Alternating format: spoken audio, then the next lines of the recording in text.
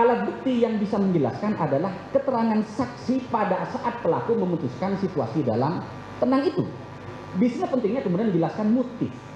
Motif apa yang mendasari pelaku ketika dia memutuskan kehendak untuk menghilangkan nyawa korban dalam situs tenang. Ahli pidana ungkap karakter pelaku pembunuhan berencana, sikapnya tenang sebelum eksekusi korban. Ahli hukum pidana dari Universitas Islam Indonesia Dr. Mahrus Ali menilai pelaku pembunuhan berencana biasanya bersikap tenang. Selain itu, Mahrus menyebut diperlukan keterangan saksi yang melihat ekspresi pelaku saat memutuskan melakukan pembunuhan berencana. Hal itu disampaikan Mahrus saat dihadirkan sebagai saksi ahli dalam sidang perkara pembunuhan berencana Nofriansah Yosua Huta Barat atau Brigadir J di Pengadilan Negeri Jakarta Selatan pada Kamis 22 Desember 2022. Ia memberikan kesaksian untuk terdakwa Ferdi Sambo dan Putri Chandrawati. Menurut Mahrus, diperlukan seorang ahli untuk membuktikan ketenangan pelaku saat merencanakan pembunuhan. Ia juga menambahkan pelaku pembunuhan berencana memiliki jeda waktu sebelum mengeksekusi korbannya.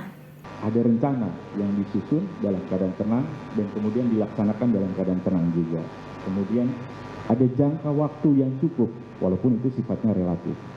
Kaitan dengan keadaan tenang, apakah ukuran untuk mengukur ini terkait dengan keadaan psikologis, sikap batin seseorang, atau apa? Bisa saudara jelaskan? Dan untuk mendukung itu, melakukan penilaian soal keadaan psikologis seseorang dalam kaitan tadi, keadaan tenang atau emosional.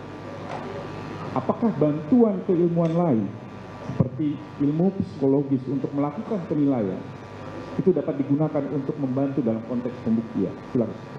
Izin yang mulia, dalam pidana namanya circumstances. Jadi keadaan yang menyertai mengapa kemudian pelaku memutuskan kehendak dalam situs tenang, kemudian rangkaian peristiwa apa yang mengindikasikan bahwa ada jeda pada diri pelaku dan selama jeda dia masih bisa berpikir secara tenang. Itu namanya circumstances. Maka dalam konteks kasus misalnya, sangat mungkin alat bukti yang bisa menjelaskan adalah keterangan saksi pada saat pelaku memutuskan situasi dalam tenang itu. Di sini pentingnya kemudian menjelaskan motif. Motif apa yang mendasari pelaku ketika dia memutuskan kehendak untuk menghilangkan nyawa korban dalam situs tenang.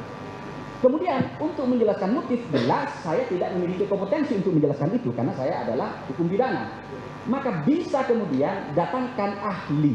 Ahli apa? Pasti bukan ahli pidana. Karena ahli pidana itu tidak pernah belajar tentang ilmu kejiwaan. Padahal kalau kita membaca bukunya Lamintang, di situ dijelaskan bahwa Simon mengatakan hal yang paling penting di dalam 38 kondisi kejiwaan. Saat pelaku memutuskan kehendak dalam situs tenang, saat ada jeda, kemudian saat melaksanakan kehendak itu. Maka disinilah pentingnya ahli psikologi dihadirkan seperti itu. Kalau ahli psikologi bilang gimana itu kan, maka nanti tergantung apakah hakim akan menerima itu atau tidak. Kalau saya jelas tidak kompeten untuk menilai bahwa dalam perkara ini pelakunya itu dalam situasi tenang. Karena saya hanya menjelaskan berdasarkan parameter-parameter di dalam penjelasan pasal 30. Maka kalau kemudian ada ahli psikologi yang bisa menjelaskan, tinggal dijelaskan saja gimana hasilnya. Karena biasanya dia punya metodologi yang kita harus menghormati itu. Jadi misalnya begini, ada orang, saya termasuk orang yang mengatakan kalau terhadap kasus tertentu dia menggunakan perspektif ilmu yang lain, ilmu psikologi, dia punya metodologi, saya harus menerima itu. Kenapa? Saya nggak punya keahlian selain menerima, kecuali memang metodologi yang digunakan ternyata tidak valid, misalnya karena ada manipulasi. Itu baru kita tidak bisa menerima itu. Sepanjang metodologi itu rasional dan itu diterima sebagai apa? Metodologi baku di dalam melihat apakah memang ada situasi tenang, ya, baik saat memutuskan maupun ada jeda waktu,